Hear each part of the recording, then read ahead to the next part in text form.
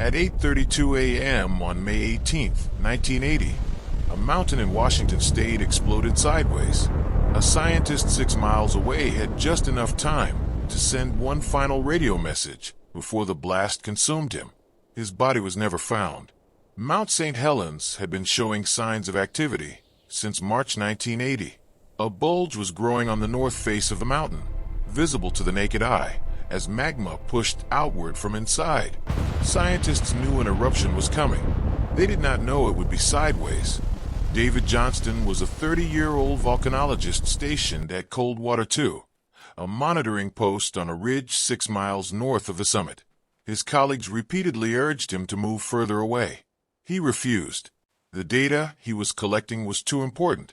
At 8:32 a.m., a magnitude 5.1 earthquake triggered the largest landslide in recorded history. The entire north face of the mountain, 2.9 cubic kilometers of rock, collapsed in seconds. The sudden removal of that rock face released the pressure that had been building inside the volcano for months. What followed was not a vertical eruption. It was a lateral blast, a superheated wall of gas rock and ash moving at 300 miles per hour directly northward. Johnston had approximately 8 seconds from the landslide to the blast reaching him. Vancouver, Vancouver, this is it. Those were his last words. The blast consumed Coldwater II completely. Johnston's body, his equipment, and his monitoring station were never found. The lateral blast flattened 230 square miles of old-growth forest in under 3 minutes.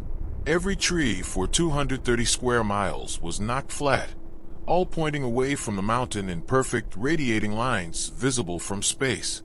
57 people died. The ash cloud rose 80,000 feet into the atmosphere and turned day into complete darkness across 3 states simultaneously. In Spokane, Washington, 250 miles away, it was dark at noon. The eruption of Mount St Helens remains the most destructive volcanic event in American history. And David Johnston, who died collecting the data that helped scientists understand what had happened, has a visitor center named after him on the ridge where he died.